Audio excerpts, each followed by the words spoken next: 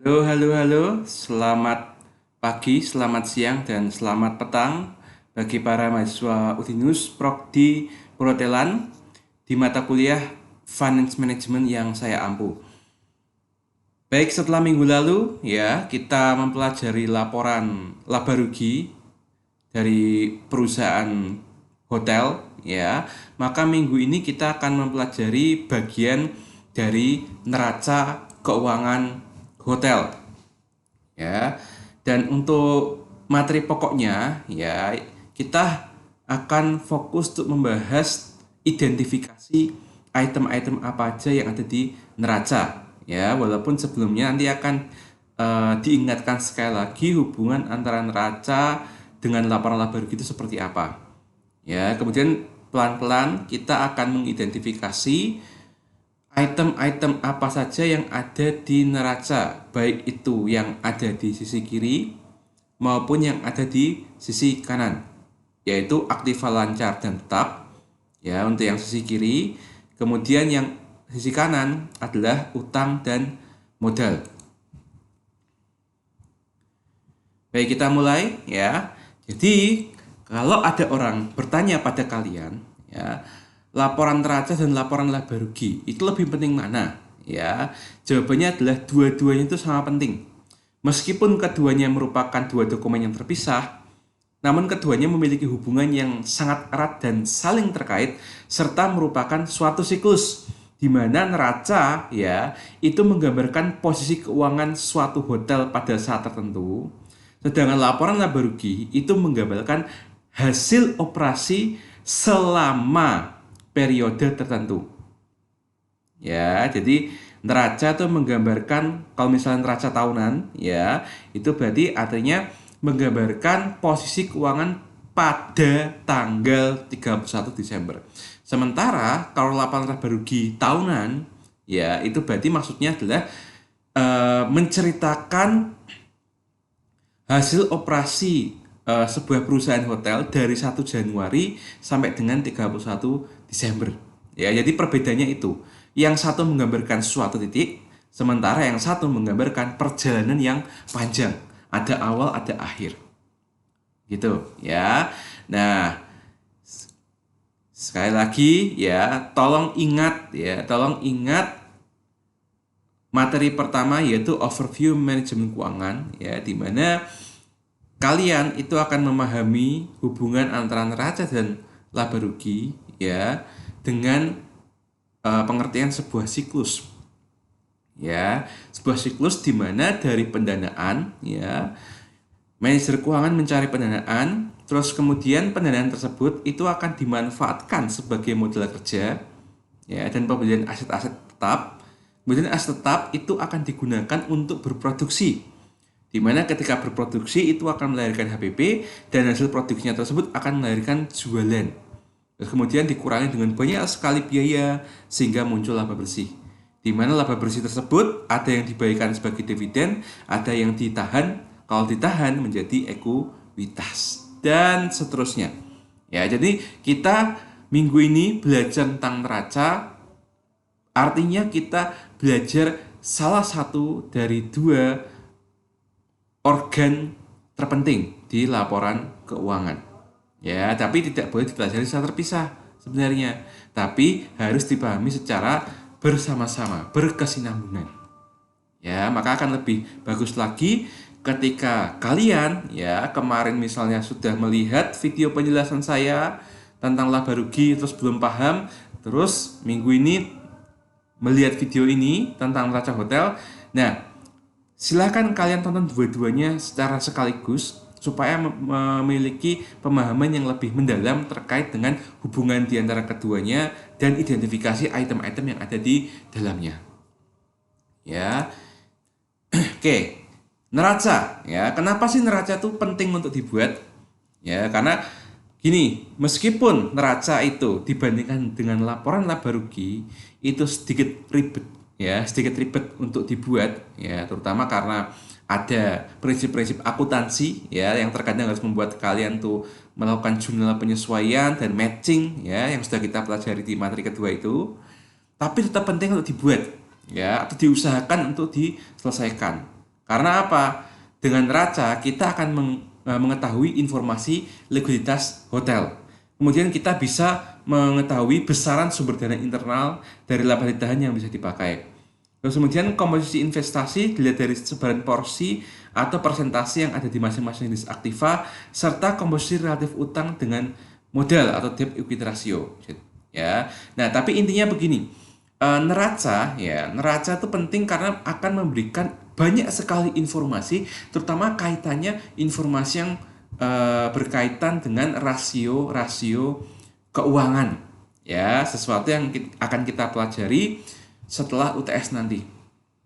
Ya, jadi kalau laba rugi itu penting, ya, tapi untuk kaitan dengan rasio keuangan itu sangat sedikit, hanya menghasilkan 3 saja. Sementara kalau di neraca, laba rugi digabung dengan neraca itu akan menghasilkan 4 jenis rasio keuangan, ya. Kalau di breakdown itu jumlahnya bisa belasan rasio. Nah, itu pentingnya seperti itu, ya. Nah, namun demikian, ya, neraca itu memiliki beberapa keterbatasan. Ya, yang pertama adalah nilai sesungguhnya dari beberapa aktiva yang ada itu sering nggak nampak. Ya, karena neraca tidak menunjukkan nilai pasar aktiva saat ini. Misalnya adalah nilai tanah. Ya, jadi nilai tanah misalnya sebuah hotel ya membeli tanah sejak tahun 1990. Sekarang 30 tahun berlalu. Ya, tapi nilai tanahnya itu akan tetap segitu-segitu aja. Ya, tidak disesuaikan dengan nilai pasar aktiva saat ini. Ya, maka itu bisa menjadi semacam bias, ya, bias untuk menilai apakah tingkat aset, tingkat kekayaan perusahaan itu sebenarnya lebih baik atau lebih buruk. Ya, karena ada bias seperti ini. Yang kedua, goodwill. Ya, goodwill itu maksudnya adalah kelebihan nilai daya saing yang dimiliki satu hotel dibanding hotel lainnya itu tidak disajikan di neraca. Ya, misalnya ya, faktor-faktor seperti lokasi yang strategis, SDM yang unggul, moralitas kerja karyawannya yang tinggi. Nah, itu kan sesuatu yang istilahnya itu untuk dikuantifikasi, ya, untuk dijadikan angka, ukuran patokan itu kan susah. Nah, karena susah, itu namanya goodwill, ya, dan itu tidak bisa dilihat di bagian neraca. Kemudian yang ketiga, investasi di bidang SDM dalam bentuk biaya dan waktu yang dikeluarkan, ya, ketika merekrut, mengevaluasi dan mempromosikan karyawan itu juga nggak terlihat di neraca, ya. Jadi meskipun SDM itu adalah bagian dari aset perusahaan, ya, tapi biaya-biaya yang kalau di orang keuangan ngomongnya adalah sunk cost, ya, itu nggak bisa terlihat di bagian aktiva, nggak bisa. Ya, kemudian depresiasi aset seringkali didasarkan pada asumsi, ya, sehingga tidak dapat menggambarkan nilai yang sebenarnya. Nah, depresiasi aset itu apa? Ya, misalnya aset itu misalnya di aset lancar nanti kamu akan tahu ada yang namanya peralatan, perlengkapan. Kalau di aset tidak tetap atau aset tidak lancar atau aset tetap, ya, itu ada yang namanya gedung, ya, gedung, mesin, ya. Dua hal ini biasanya adalah dua aset tidak lancar yang nilainya dari tahun ke tahun itu akan semakin turun. Nah, terkadang kalau misalnya kita hanya lihat di neraca, kita nggak akan bisa tahu ini perusahaan melakukan depresiasinya pakai metode apaan. Tuh, oleh karena itu tidak bisa dalam beberapa hal kita tidak bisa mengandalkan neraca saja ketika mengevaluasi sebuah perusahaan. Gitu, ya. Dan elemen neraca ya itu ada sisi kiri, sisi kanan, ya. Intinya aktiva sama dengan pasiva. Ya, sisi kiri adalah aktiva, yaitu aktiva lancar, aktiva tetap dan aktiva lainnya. Ya, aktiva itu bisa disebut juga sebagai aset. Ya, jadi ada aset lancar, aset tetap, atau kadang-kadang disebut juga sebagai aset tidak lancar, ya. Kemudian baru aktiva yang lainnya. Nah, terus kemudian sisi kanan, ya, sisi kanan pasiva itu adalah utang plus modal, ya, dan utang itu ada dibagi dua, utang lancar, ya, dan utang jangka panjang. Sementara modal, ya, itu intinya adalah ekuitas, ya bahasa akuntansinya adalah ekuitas. Itu menunjukkan kekayaan bersih pemilik bisnis hotel ini. Ya, kita mulai ya, kita breakdown. Aktiva lancar ya, intinya adalah eh, kas atau pos-pos lain yang dapat dikonversikan menjadi uang tunai dalam waktu kurang dari 1 tahun. Ya, dan biasanya kalian akan melihat item-item ini ya itu berjejer dari atas ke bawah itu urut. Ya, kenapa? Jadi kenapa kok kas duluan yang harus tulis? Kenapa kok bukan piutang dagang? Kenapa bukan persediaan? Ya simpelnya begini, dari pengertiannya ini yang dapat dikonversikan menjadi uang tunai. Artinya ya posisi item-item ini kalau dia ditulis lebih dulu, artinya dia ya itu semakin dekat dengan tangan kita. Jadi kalau ini bisa dijadikan sebagai uang, ya semakin dekat dengan tangan kita apa tidak? Ya misalnya kas. Kas itu apa misalnya? Kas register, rekening bank atau kas kecil. Ya kas register itu apa sih? Ya intinya kas yang dipegang oleh bendahara perusahaan. Artinya kan kalau misalnya perusahaan dalam sebuah prosesnya butuh uang, kan tinggal ngomong ke bendahara tersebut, langsung uangnya di tangan. Perlu waktu berapa lama? Ya tergantung istilahnya tuh kecepatan kerjanya bendaharanya gimana.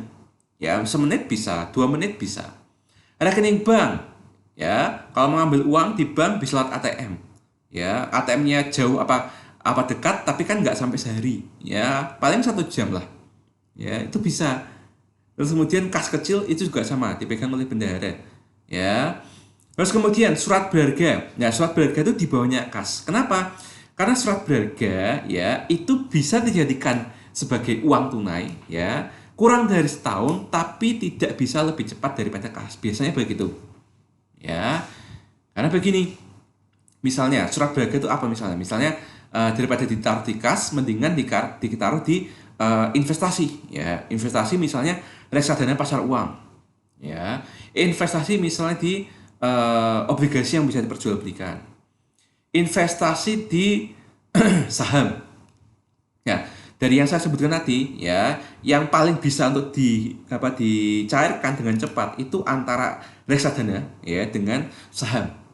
Tetapi secepat-cepatnya dua instrumen ini uangnya bisa sampai ke tangan kita, ya itu 2 hari. Ya prinsipnya H+2. Jadi invest RDPU, kemudian habis itu misalnya bulan berikutnya kita lagi butuh uang, kasnya nggak ada, kita mau mencairkan nggak mau dari rekening bank tapi dari reksadana pasar uang gitu. Ya udah kamu tinggal pilih untuk mencairkan dananya dan kamu harus nunggu H+2. Saham juga sama. Meskipun perdagangan saham ya itu real time ya dari jam 9 sampai jam 4 sore, tetapi itu masalah deal-dealannya. Jadi yang real time itu deal-dealannya. Tetapi ya delivery atau pengiriman uang dan barang saham tersebut untuk bisa sampai ke pembeli dan penjual itu butuh H+2. Ya. Itu pun H+2 masuk di akun rekening dana nasabahnya. Nah, dari akun rekening dana nasabahnya itu harus dicairkan lagi sampai ke akun rekening banknya. Ya, itu butuh ya sejam lah gitu. Jadi paling enggak itu ya. Kemudian piutang dagang ya. Piutang dagang ya terjadi atau muncul hanya jika hotel menerima pembayaran kamar ya dengan kartu kredit atau down payment yang sudah dijelaskan di minggu lalu ya. Nah, tergantung kan jadi sini piutang dagang. Piutang dagang bisa lebih rendah likuiditasnya dibandingkan surat berharga. Kalau misalnya yang mungkin nginepnya bukan semalam ya, tapi mungkin nginepnya adalah 2 malam 3 malam ya. Itu pun kalau misalnya dia menggunakan down payment-nya ya pada saat datang ya check in terus bayar down payment dulu, terus pada saat mau keluar habis itu kasih pelunasannya. Tapi kebanyakan ya yang namanya pemesanan kamar, terutama untuk misalnya kegiatan pariwisata, ya itu kan pasti lewat beberapa fintech aplikasi di mana bisa pesan hotel jauh-jauh hari, mungkin sebulan sebelumnya ya, pakai kartu debit atau kartu kredit ya maupun down payment gitu ya. Tapi kan intinya adalah bulan lalu udah diakui ada penjualan, tetapi kasnya kan belum masuk.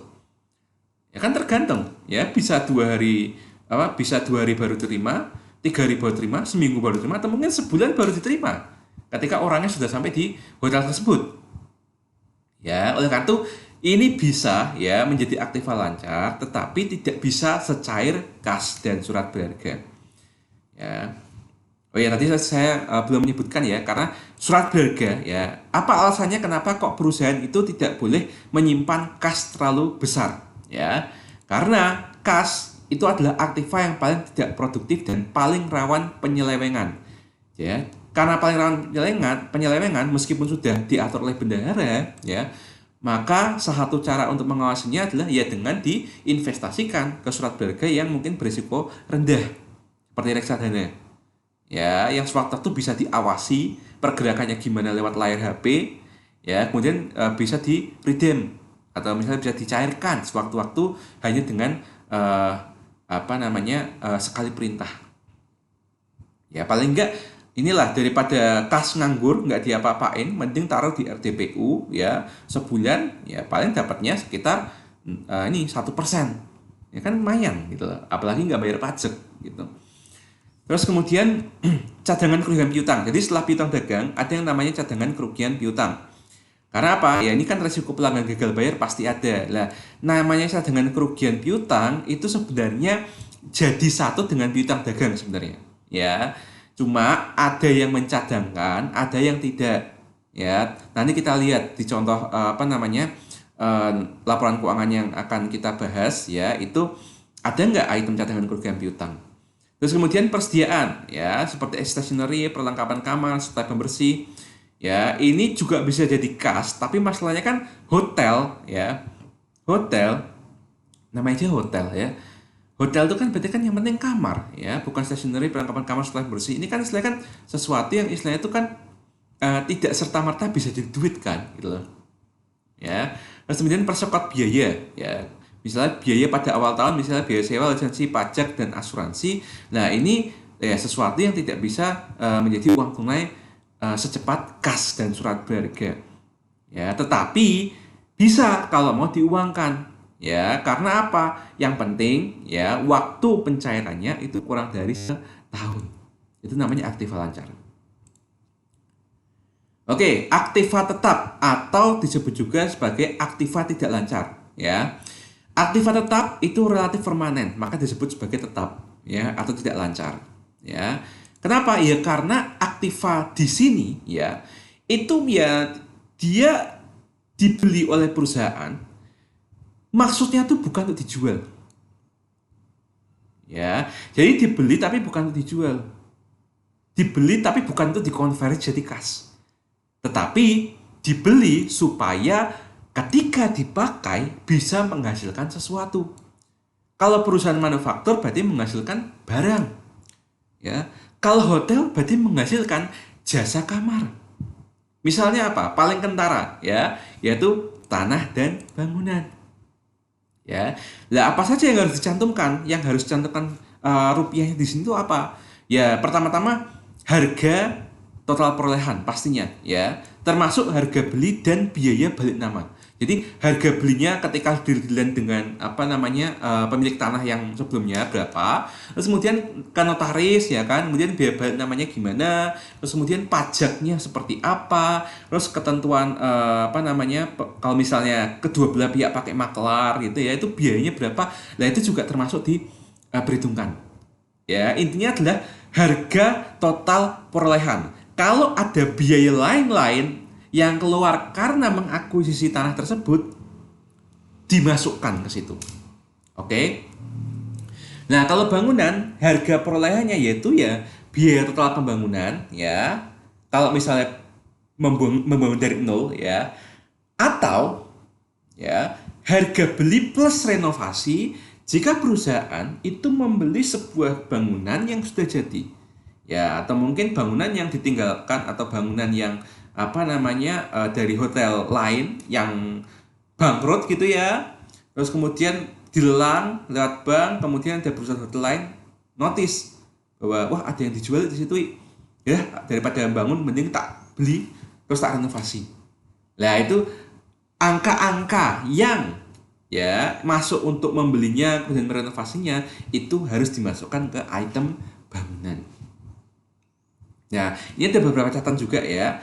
Bila bangunan diperoleh secara lump sum, ya, lump sum ini istilah aja ya. Lump sum itu intinya begini. Eh, Perusahaan itu membeli bangunan tersebut ya dengan cara langsung store tunai, langsung 100% lunas. Ya, itu namanya lump sum. Ya, lawan kata di lump sum apa? Nyicil. Ya, artinya beli tanah atau bangunan ya, tapi modelnya adalah nyicil. Ya, kalau misalnya 100% tunai, bisa langsung beli deal gitu. Ya, maka ketika menyajikannya di neraca, maka harus dipisahkan ya. Nilai tanah dan bangunannya di neraca itu dipisahkan. Nah, caranya ya kadang-kadang ya itu memisahkannya itu bisa dibantu datanya oleh dokumen kontrak pembelian. Ya, karena penting pada saat membayar PBB. Jadi jangan sampai nilai bangunan dan nilai tanah ya itu dijadikan satu. Harus dipisah. Karena membayar PBB itu berdasarkan nilai tanahnya saja. Karena nilai bangunan itu bisa susut, sementara nilai tanah ya itu tidak susut. Jadi yang kalau ada kayak seperti properti harga turun, itu yang harga turun itu bukan tanahnya, tapi bangunannya. Ya, seperti itu. Nah, kalau misalnya digabungkan emang gimana Pak? Ya kan rugi. Kalau misalnya kamu mengaku bahwa ini tanah bangunan itu harganya segini blek, tapi nggak dipisahin gitu. Nanti misalnya ketemu pajaknya berapa del. Ya, mungkin pas pertama kali kamu bayar, oke lah, yang pajaknya seperti ini, ya. Terus tahun kedua, tahun tiga, tahun empat, tahun lima, kamu merasa penasaran bahwa, loh kok nilai pajaknya kok naiknya lebih cepat ketimbang nilai tanahku ya? Ya iya karena kamu menyusutkan bangunan, ya, tapi nilai tanahmu naik.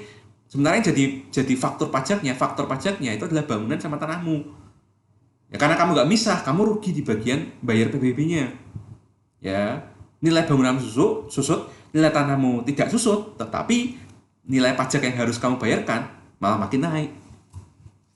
Ya, itu sedikit trik ya, sedikit semacam important notes ya. Apa aja lagi yang ada di aktiva tetap ya selain tanah bangunan ya, kalau di perhotelan ya itu misalnya mebel dan peralatan ya, harga perolehan ya intinya ya harga beli termasuk segala biayanya ya, macam pajak, PPN, kemudian kalau ngimpor berarti biaya impor, terus berarti kalau misalnya nggak dapat gratis ongkir berarti harus bayar ongkos angkut, kemudian ada asuransi pengiriman ya, terus kemudian kalau misalnya ada misalnya biaya instalasi dalam artian tuh sekalian juga nyuruh tukang ngirimnya tuh untuk nginstal, dalam arti naruh di sini ngangkut di sana terus taruh di sana, atau mungkin kalau mesin gitu ya mungkin dirakitkan dan dioperasikan sampai bisa jalan ngeng gitu, nah itu namanya termasuk harga perolehan. Kemudian akumulasi depresiasi ya, ini adalah estimasi penurunan nilai aktiva ya, jadi intinya mebel, peralatan, terus kemudian tanah, bangunan ya, itu kalau ada depresiasi nanti akumulasi per tahunnya itu dimasukkan di sini seperti itu. Dan kemudian ada namanya lena dan seragam ya, dan yang catat adalah misalnya sebesar harga perolehan stok digunakan dan tipe harga perolehan stok digunakan. Ya ini masalah teknis saja ya, masalah teknis saja ya, ini bagiannya orang akuntansi ya, bukan bagian kita orang manajemen keuangan itu ya. Terus kemudian ada aktiva lain-lain, yaitu aktiva yang tidak dapat dikategorikan sebagai aset lancar maupun aset tetap ya. Misalnya apa? Leasehold improvement ya, misalnya biaya renovasi, biaya memperbaiki atau maintenance, atau membangun tambahan bangunan dan status operasi hotelnya adalah kontrak sewa tanah atau bangunan ya. Jadi ada kata-kata ini ya, dengan status operasi hotelnya adalah kontrak sewa tanah dan bangunan. Dalam artian tuh karena kita membangun, memperbaiki, merenovasi sesuatu yang sebenarnya bukan milik kita, ya, maka itu kan tidak bisa dimasukkan ke aset tetap, ya, karena bukan milik kita. Harus dipisah mana milik kita, mana yang kita nyewa. Tapi dari kita nyewa tersebut kita adakan improvisasi, gitu. Nanti supaya bagian aktif lain tersebut bisa diperhitungkan dengan orang yang mempunyai tanah atau bangunan yang aslinya itu. Aku sedang bangun ini loh ya, ada yang ini enggak kayak semacam kompensasi apa enggak gitu.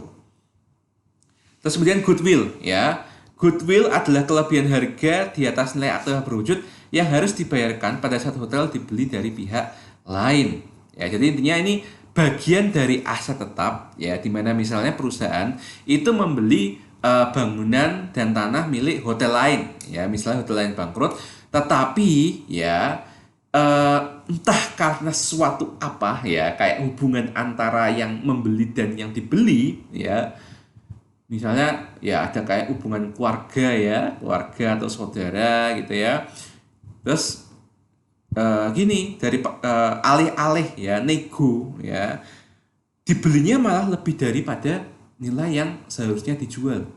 Jadi misalnya ada bangunan ya, bisa di salah satu bagian hotel kecil 2 miliar misalnya harganya. Ya, tapi karena dua orang yang mau berjual beli ini ada hubungan saudara, yus sake ya. Aku tak beli 2 miliar plus tak tambahi 100 juta. Ya, jadi 2 miliarnya itu menjadi aset tetap ya, 100 jutanya menjadi goodwill. Kenapa? Ya karena seperti goodwill kan istilahnya kan itikat baik ya. Bahasa Indonesianya kan itikat baik, goodwill. Will itu itikat ya. Good itu baik, berarti itikat baik. Seperti itu. Ya. Nah, jarang sih ada kayak gini ya, tapi coba nanti dilihat masing-masing laporan keuangannya seperti apa. Ada nggak goodwill? Kemudian deposit ya, deposit itu jika mengoperasikan dengan status kontrak sewa. Biasanya hotel diminta untuk membayar sebesar biaya sewa normal untuk 1 atau 2 bulan atau juga diaplikasikan pada perusahaan gas, listrik, dan energi lainnya. Ya, itu termasuk aktiva lain-lain. Terus kemudian ada lagi ya yang namanya franchise fee ya. Kalau misalnya pemilik hotel ya, misalnya kita pemilik hotel itu memiliki hotel itu tapi dengan prinsip waralaba atau chain dari pemilik merek hotel tertentu. Ya, kalian sebagai prodi perhotelan ya, ketika sudah memilih sampel perusahaan yang mau diteliti laporan keuangannya, kan kalian juga bisa tahu ya bahwa ini hotel ini sebenarnya termasuk hotel yang buka cabangnya itu buka dari awal atau dia itu menjual dengan konsep franchise ya, seperti itu. Dan kemudian license fees ya, ini adalah fee pada pemerintah daerah atas izin operasi. Kemudian investasi ya, investasi disajikan sebesar harga perolehan, misalnya pembelian tanah untuk pengembangan di masa datang dan atau untuk pembangunan hotel baru. Ini dipisahkan ya.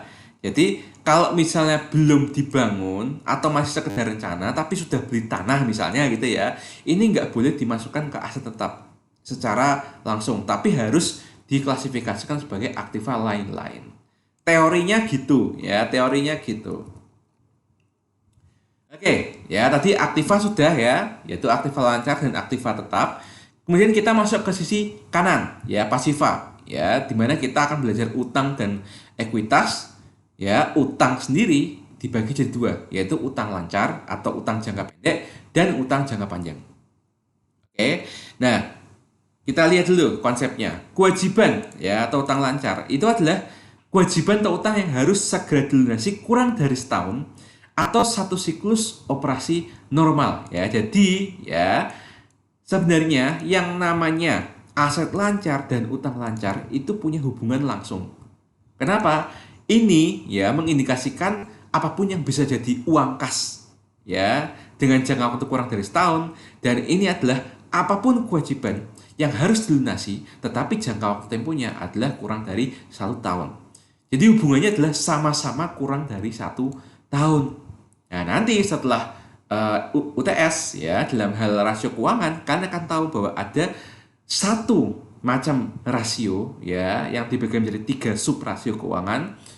Itu akan bahas ini doang ya, hubungan antara aset lancar dengan utang lancar ya, tapi itu nanti. Oke, kita kembali ke sini ya. Nah, apa aja yang biasanya ada di kewajiban total lancar ya, misalnya nih utang dagang ya akibat pembelian barang, misalnya supply jasa atau jasa ya, misalnya nyewa band atau musik ya yang terjadi dalam kegiatan rumah hotel, serta peralatan-peralatan lainnya yang ada kaitannya dengan aktivitas perhotelan ya. Supply itu apa ya, misalnya ya tadi misalnya beli anduk ya yang buat yang istilah yang ada di kamar-kamar itu loh, anduk ya, terus kemudian sabun, sikat gigi, odol mini ya, terus karpet ya, kok karpet apa namanya, keset ya, keset gitu ya, terus spray ya kayak gitu-gitu. Bantal ya itu termasuk supply juga sih ya. Terus kemudian band music itu kalau misalnya hotelnya itu punya ya macam lobby yang atau mungkin cafe ya di dalam hotelnya tersebut. Terus kemudian utang wesel ya akibat pembelian barang atau pinjaman bank ya. Nah, seringkali ngomongnya bukan utang wesel sih, tapi kalau sekarang itu ngomongnya lebih langsung aja utang bank, tapi utang bank jangka pendek. Tuh ya. Kemudian utang pajak ya, misalnya adalah pajak pembangunan ya sebesar 10% dari tarif kamar hotel. Nah, hotel besar tuh biasanya memisah-misahkan macam-macam pajak yang harus dibayarkan ke pemerintah. Ya, jadi nanti di utang pajak itu biasanya akan dibagi menjadi sub-sub utang pajak, tergantung bayar pajaknya itu kemana. Ya, begitu. Terus ada lagi misalnya utang biaya. Misalnya apa? Kalau misalnya ada biaya gaji dan upah yang belum dibayarkan, ya. Terus kemudian biaya bunga, kemudian biaya sewa, kemudian utang biaya lainnya. Terus kemudian utang dividen. Ini tapi hanya terjadi kalau hotel itu berbentuk perseroan. Apalagi perseroan terbatas yang terbuka. Ya, seperti yang sudah saya tugaskan ke kalian ya, mencari hotel-hotel ya yang sudah listing di bursa saham, kemudian kalian cari laporan keuangannya. Ya itu kan sifatnya TPK. Nah, nanti kita lihat ada nggak utang dividen. Ya, dan tapi sekali lagi ya, yang namanya dividen ya itu bisa ada utangnya bisa enggak. Ya, kenapa ya? Karena tergantung apakah hotelnya itu lagi apa namanya untung atau rugi kondisinya. Kalau untung mungkin saja akan ada utang dividen, tapi kalau rugi nggak mungkin ada. Begitu. Ya, sekali lagi dividen itu adalah membagi laba bersih ke para pemegang saham. Dan itu kan tergantung kebijakan dari manajernya, bukan pemiliknya. Seperti itu. Terus kemudian utang jangka panjang yang akan jatuh tempo, ya. Apapun jenis utang jangka panjangnya, selama itu harus lunas sepanjang 12 bulan mendatang, maka dapat dikategorikan sebagai bagian dari pos utang lancar. Nah, ini ya yang sering disalahpahami. Ini yang sering disalahpahami bahkan oleh orang fakultas ekonomi sekalipun, ya, mahasiswa fakultas ekonomi sekalipun. Yaitu begini, ya, misalnya ada perusahaan menerbitkan surat utang, ya. Misalnya surat utangnya menerbitkannya jatuh temponya 3 tahun. Ya, terus kemudian mereka akan memasukkan utang tersebut sebagai utang obligasi, masuknya ke utang jangka panjang. Ya, tapi ya misalnya 2 tahun kemudian, kadang-kadang mereka lupa bahwa bagian dari utang tersebut ya yang belum lunas dibayar bunganya ya itu harus dipindah ke utang lancar, yaitu ke sini. Ya, kenapa? Ya karena ketika 2 tahun berlalu kan sisanya tinggal setahun. Ya, setahun setelah ada 1 Januari 2 Januari itu kan sudah sehari 2 hari berlalu, berarti kan sudah bukan setahun. Oleh karena itu harus dipindah dari utang jangka panjang ke utang lancar, tetapi masuknya ke sini. Ya, itu dalam praktiknya terkadang orang yang belum pengalaman itu akan lupa untuk menyesuaikan bahwa ada yang harus dipindah posnya dari utang jangka panjang ke utang lancar. Oke, bicara ngomong kewajiban utang jangka panjang, kita masuk ini ya. Ya, jadi beda ya kalau utang lancar intinya kita punya utang ya yang jatuh temponya itu kurang dari setahun. Sementara kalau utang jangka panjang kita punya utang tetapi jatuh temponya itu masih lebih dari setahun sejak tanggal neraca tersebut. Ya, nah biasanya utang obligasi ya tadi ya saya sudah bilang tadi, dan utang bank ya yang misal tambah dana investasi atau ekspansi bisnis yang bentuknya tuh selama 5 tahunan ke ke depan ya itu biasanya masuk dalam kategori ini tuh. Oke, terus kemudian yang terakhir yaitu modal sendiri yaitu atau owner's equity ya. Jadi ini ada beberapa sudut pandang ya. Kita bahas dulu pertama-tama dari yang namanya sudut pandang hukum perseroan atau incorporated company ya, atau bisa dibilang ini adalah sudut pandang yang akan kalian dapatkan ketika kalian menganalisa laporan laba rugi perusahaan perhotelan yang sudah ada di tangan kalian ya, karena bentuknya PT dan TBK pula. Ya, nah biasanya ada 2 sumber ya, yaitu modal yang disetor dalam bentuk saham ya, dan saham itu terkadang ya tergantung perusahaan juga sih ya. Dia menerbitkan sahamnya itu berapa kali, sekali, 2 kali, 3 kali, dan kadang-kadang nanti ada misalnya seri A, seri B atau seri berapa ya, itu namanya modal setor saham ya. Terus kemudian modal dari laba ditahan. Itu ya. Terus kemudian ya, jumlah maksimum saham yang boleh diterbitkan oleh hotel perseroan dibatasi oleh hukum. Jadi meskipun nanti kalian akan menemukan modal setor ya, tapi misalnya kalian membandingkan dengan teman-teman kalian, kalian akan tahu bahwa ada batasnya. Ya, ada batasnya secara hukum. Dan biasanya kalau misalnya mau menerbitkannya, maka jenis sahamnya adalah saham biasa atau bahasa Inggrisnya adalah common stock. Ya, jadi kemungkinan ya model store sahamnya itu ada dua, yaitu saham preferen atau saham biasa. Ya, kadang saham preferen itu nggak ada, ya, kadang saham stok saham biasa yang ada. Tapi terkadang saham preferen ada, saham biasa nggak ada. Tetapi biasa yang ada, ya, terutama di laporan yang udah TBK, biasanya itu saham preferen itu ada, kemudian saham biasa itu ada. Ya, meskipun yang ditonjolkan lebih itu adalah saham biasa. Ya, karena laporan keuangan yang akan kalian dapat itu adalah laporan keuangan yang dipublikasi untuk publik umum, di mana publik umum itu hanya bisa beli saham biasa melalui mekanisme perdagangan pasar modal. Ya, nah, orang-orang kaya atau orang-orang yang ada hubungannya dengan perusahaan tersebut itu bisa beli saham biasa maupun saham preferen tapi nggak lewat situ. Oleh karena itu, laporannya kadang-kadang dipisah. Ya, seperti itu. Maka itu sudut pandangnya seperti itu. Mungkin agak rumit ya, karena kalian mungkin sebagai orang perhotelan kan belum mengerti juga tentang dunia investasi, ya, terutama prakteknya, ya, maka mungkin kalian nggak ngerti gitu loh. Tapi at least kalian tahu dulu deh, ya, ada apaan di sini. Ya, kalau mau tertarik ya monggo, ya silakan praktek investasi. Terus kemudian dari sudut pandang hukum perseorangan, dalam artian kalau misalnya hotel tersebut itu berbadan hukum, tetapi ya yang punya itu cuma satu orang, ya, tipikal hotel melati gitulah, ya, atau bahasa Inggrisnya adalah proprietorship, ya. Ini hanya terdiri dari modal pemilik, ya, namanya satu orang doang, ya, yang merupakan hasil akhir dari modal yang awalnya setor pemilik, ditambah laba operasional, dan dikurangi dengan penarikan modal oleh pemilik itu sendiri. Ya, ini gampang nih, gampang dipahami. Ya, seperti kalian bikin bisnis sendiri, ya, kalian modalnya berapa kan berarti kan dari dompet kalian sendiri. Terus kalau ada laba, berarti kan labanya masuk ke dompet kalian sendiri, ya kan? Terus kemudian kalau mau ngeluarin modal kan berarti keluarnya dari dompet kalian sendiri juga, ya, itu. Terus kemudian partnership atau hukum persekutuan, ya, sudut pandangnya seperti apa? Nah, ini agak susah karena kalau ini kan ada contohnya, ya, yaitu laporan keuangan yang kalian punya.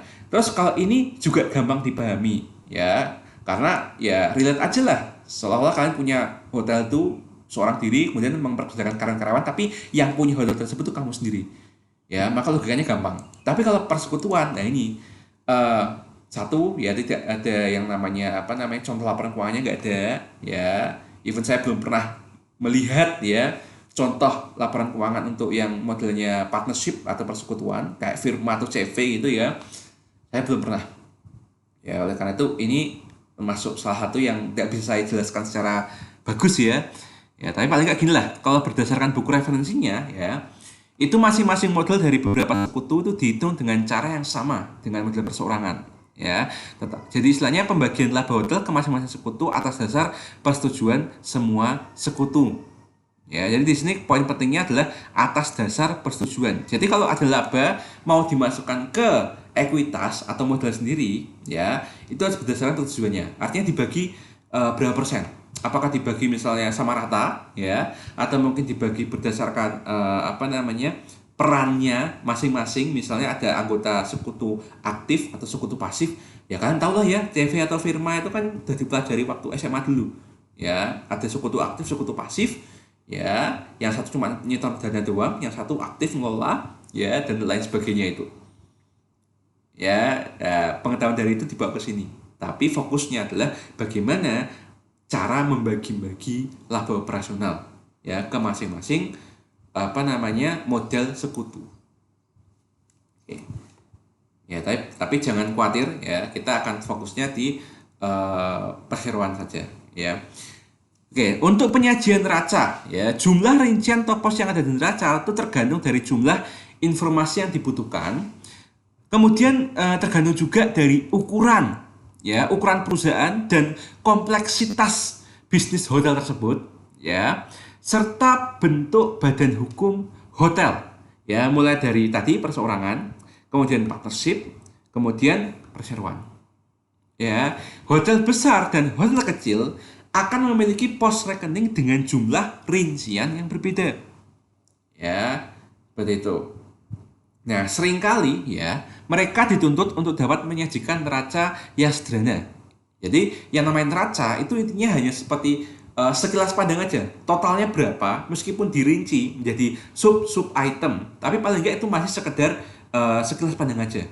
Maka kalian kalau udah dapat laporan keuangan, cek deh ya bahwa yang namanya laporan laba rugi, laporan neraca itu cuma 2 sampai 3 halaman. Ya, ada 4 halaman.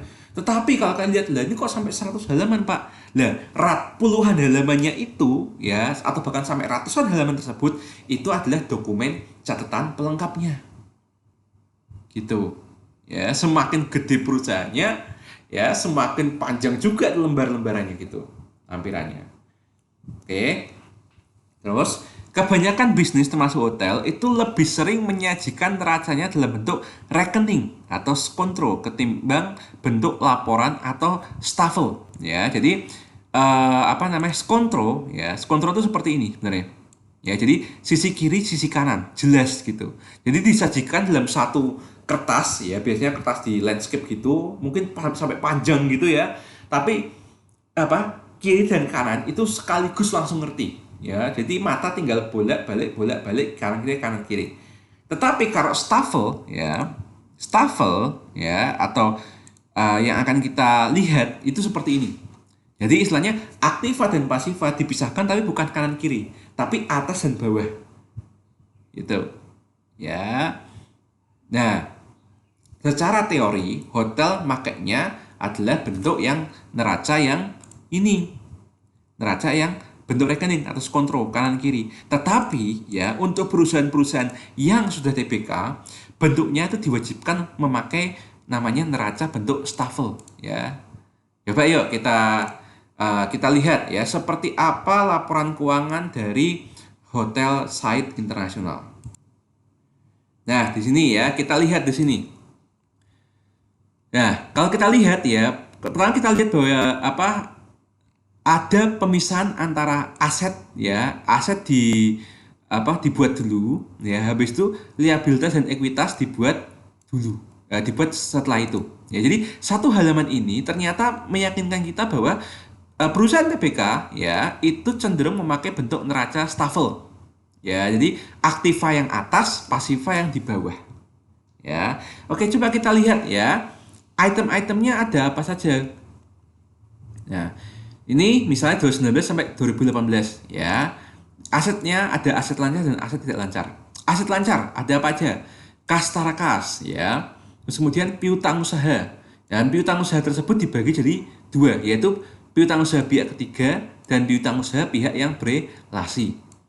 Terus kemudian piutang lain-lain ya, artinya tidak terkait dengan core bisnis dari perhotelan, tidak terkait langsung dengan jasa kamar, sewa kamar ya. Dan ini ada kaitannya dengan pihak ketiga doang. Jadi hanya ada pihak ketiga tapi nggak ada pihak berelasi. Terus kemudian ada persediaan ya. Kemudian ada uang muka pembelian atau biaya dibayar di muka ya. Kemudian semuanya dijumlah. Ya, jadilah jumlah aset lancar nih ya. Terus kemudian aset tidak lancar ya, ada namanya piutang pihak berelasi ya, dalam artian ini sama-sama piutang ya, pihak berelasi tetapi mungkin ya calon aset yang kelak bisa menjadi uang ini mungkin baru bisa diuangkan setelah 3 tahun atau 5 tahun kemudian. Ya, intinya kalau lebih dari setahun maksudnya ke aset tidak lancar. Oke. Terus aset pajak tangguhan ya. Kemudian aset tetap setelah dikurangi akumulasi penyusutan. Nah, ini kita bisa tahu bahwa ternyata perusahaan ini mungkin nggak terlalu senang ribet. Jadi aset tetapnya langsung aja digabungin semua. Tanah, bangunan ya, mebel, peralatan, terus kemudian lain-lainnya dijumlah, kemudian akumulasi penyusutan dicari tahu juga, kemudian dicari selisihnya, langsung jadi satu baris doang kayak gini ya. Nah, untuk pengen tahu ini dapatnya dari mana, ya ini ada catatannya. Jadi kalau kalian punya file laporan keuangannya, di sini ada yang namanya catatan notes ya. Ini terdiri dari apa aja sih? Tanahnya berapa sih? Bangunannya berapa sih? Nah, silakan lihat di poin 2J atau 2K yang ada di halaman 11 di laporan keuangan ini. Ya, jadi ini kan halaman I, ya kan? Ini terus habis itu ini halaman 2I. Nah, kalian coba cari sampai dengan halaman 11. Ya, itu baru kalian bisa tahu ya tanahnya berapa, bangunannya berapa, mebel atau mesin-mesinnya berapa dan sebagainya. Terus kemudian aset lain-lain atau aktiva lain-lain. Nah, kalau di teori ya, di teorinya aset atau aktiva lain-lain itu kan dipisahkan dari aset tidak lancar, ya kan? Tetapi ya dalam hal ini ya, event ini kan hasil audit ya, hasil audit orang-orang yang bukan sekedar orang akuntansi lagi, tapi sudah bukan akuntansi lagi, itu profesi akuntansi ya. Nah, ini ternyata dijadikan satu ya. Jadi makanya kadang-kadang antara teori yang ada di buku referensi dengan yang ada di praktek, apalagi kalau prakteknya itu menggunakan sampel perusahaan yang terbuka langsung di bursa saham, itu ketentuannya bisa berbeda. Ternyata dijadikan satu dan dimasukkannya ke aset tidak lancar. Ya, aset lain-lainnya seperti apa? Ya cari aja di halaman 12 ini. Nah, kemudian jumlah aset tidak lancar dijumlah. Jadi ya item-item ini ya, 5 item ini ya, ketika dijumlah akan menghasilkan ini, angka ini. Ya, 1,1 triliun dan 1,2 triliun. Ya, terus kemudian jumlah aset lancar ya ini ditambah dengan jumlah aset lancar akan menghasilkan jumlah aset. Ya. Nah, seringkali yang bikin orang bingung, terutama orang yang nggak pernah pengalaman di lihat laporan keuangan adalah terkadang ya banyak perusahaan itu rodo-rodo inilah ketika menyusun perusahaan laporan keuangan itu rodo nggak dipisah. Jadi harusnya gini.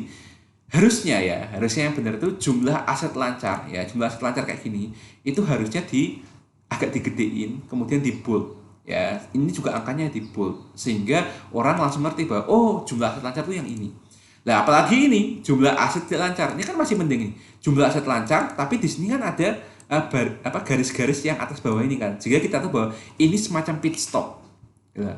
Nah, tapi ketika sampai di aset tidak lancar, kita lihat bahwa waduh, bahaya ya. Nanti orang bisa salah paham ya. Jangan-jangan orang kalau nggak baca ininya secara cermat, kelima ini akan langsung dijumlahkan. Padahal kan ini 1,1 ini kan sebenarnya kan merupakan jumlah dari 4 ini ya. Nah, terus kemudian salahnya adalah 29 ini kemudian tambahin dengan ini hasilnya jumlah aset. Loh, kok nggak sama, Pak? Ya, itu karena kamu nggak cermat. Nah, biasanya begitu salahnya ya. Terus kita lihat nih, liabilitas dan ekuitas ya. Dibagi jadi 3, liabilitas jangka pendek, liabilitas jangka panjang, serta ekuitas. Ya. Kita lihat, utang usaha itu juga ada yang namanya pihak ketiga, pihak berelasi. Utang pajak ya, ada kan? Biaya yang masih harus dibayar. Nah, apa aja bisa dilihat di halaman 15 ya. Terus kemudian pendapatan diterima di muka ya. Kemudian jadi pendapatan diterima di muka itu bisa sebagai utang loh ya. Ya. Nah, penjelasannya apa? Bisa di 16. Halaman 16. Oke. Nah, terus kemudian utang jaminan ya. Kemudian liabilitas jangka panjang yang jatuh tempo dalam waktu setahun. Ya. Jadi, misalnya ngutang bank atau ngutang sewa pembiayaan, mungkin dulu pernah ngutang mungkin tenornya 3 tahun, 5 tahun, atau mungkin 10 tahun gitu ya. Maka harusnya masuk jangka panjang. Tetapi pada tahun ini, ya tahun 2019 ini, ternyata ada beberapa utang yang akan jatuh tempo kurang dari setahun, maka dipindah ya dari liabilitas jangka panjang masuk ke sini liabilitas lancar, dibikin pos tersendiri. Seperti itu ya. Terus kemudian utang jangka pendek lainnya ya bisa dibaca di halaman 20 seperti itu. Nah, kemudian baru semuanya dijumlah. Oke. Terus kemudian liabilitas jangka panjang. Ya, liabilitas jangka panjang setelah dikurangi bagian jatuh tempo dalam waktu 1 tahun. Ya, contohnya adalah utang bank, ya, dan utang sewa pembiayaan. Jadi Kita lihat ya tadi, istilahnya ini adalah porsi yang belum akan jatuh tempo dalam waktu setahun ke depan, ya. Terus di antara ini kalau ada yang bisa digeser ke utang lancar, maka digeser, ya. Jadi utang bank mungkin totalnya adalah 414 sekian ini tambah 93 juta sekian ini. Ya, mungkin sekitar 415 miliar ya, tapi dibagi dua. Ya, yang masih belum akan jatuh tempo kurang dari setahun tetap di sini. Yang akan jatuh tempo ya itu akan dimasukkan ke sini. Seperti itu. Ya. Oke lah ya. Jadi mudeng ya. Jadi utang bank ini ya itu ada hubungannya sama utang bank ini. Cuma ya utang bank yang ada di sini sebenarnya merupakan salah satu bagian dari utang bank yang ada di sini tetapi sudah harus dilunasi sebelum jangka waktu 1 tahun. Ya, itu. Jadi itu hubungannya ya antara ini dengan ini. Terus kemudian liabilitas imbalan kerja. Ya, ini employees benefit liability. Nah, employees benefit itu apa ya? Misalnya ya dana pensiun. Ya, kalau misalnya ada karyawan tetap ya itu kan pasti kan biasanya kan mungkin pensiun sekitar umur 55 tahun kayak gitu kan. Nah, misalnya dari sekarang ini misalnya ada orang masuk kerja baru umur 25 tahun kan masih 30 tahun kemudian. Ya, tapi itu kan sudah jadi utangnya perusahaan. Jadi utang berutang kepada para pegawainya udah diperhitungkan sampai dengan 30 tahun mendatang, tetapi kan belum dibayar. Gitu loh. Ya, dibayarnya nanti kalau udah pensiun. Seperti itu. Misalnya loh ya, saya nggak tahu ya, saya nggak tahu jelasnya seperti apa. Silahkan kalian lihat aja di poin 2M bagian 21. Yang dimaksud apa ya. Terus kemudian utang jangka panjang lainnya, ya kalau misalnya ada yang lain-lainnya, tambahkan ke sini. Kemudian ini semuanya 4 item ini tambahkan menjadi jumlah liabilitas jangka panjang. Nah, seharusnya ada yang namanya total liabilitas. Harusnya loh ya, tapi perusahaan ini memutuskan untuk tidak menambah item tersebut. Ya, mungkin mengasumsikan bahwa orang pasti tahu lah jumlah liabilitas adalah ya jumlahnya jangka pendek ditambah jumlahnya jangka panjang gitu. Tapi harusnya tambahilah ya. Apa sih susahnya nambahin satu kolom aja gitu loh ya. Oke, terus kita lihat ekuitas. Nah, kita lihat nih. Ini kan PT ya. Maka kan ada yang namanya model saham ya, berupa saham biasa serta ada model dari laba ditahan. Coba kita lihat gimana ya. Model saham. Nah, berarti kan sudah ada nih, satu, sudah terbukti ya. Berapa? 2000 ini 2 miliar ya. 2 miliar lembar saham dengan nilai nominal buku Rp500 per lembar saham. Terus kemudian ditambah dengan modal yang ditempatkan dan di store penuh sebanyak 1,1 miliar sekian. Berarti perusahaan ini sudah mengeluarkan sekitar 3 miliar lembar saham. Yang 2 miliarnya itu untuk para pemegang saham yang asli sebelum listing di bursa saham. Terus kemudian pada saat listing di bursa saham ditambahkan modal sebesar 1,1 miliar lembar. Ya, tapi kalau misalnya ada pertanyaan, jadi jumlah lembarnya berapa? Ya digabung aja, berarti jadinya 3,1 miliar lembar saham ini. Nah, jumlahnya ini, ya seperti itu. Terus kemudian agio saham, ya agio saham atau premium on capital stock bahasa Inggrisnya, ya ternyata segini, ya. Terus kemudian selisih penilaian aset dan liabilitas, yaitu ini reevaluasi ya, ini ada kaitan dengan akuntansi yang rada-rada ngaudit dikit itu, cuma apa namanya kalau memang ada maka harus ada ya. 316 miliar ya.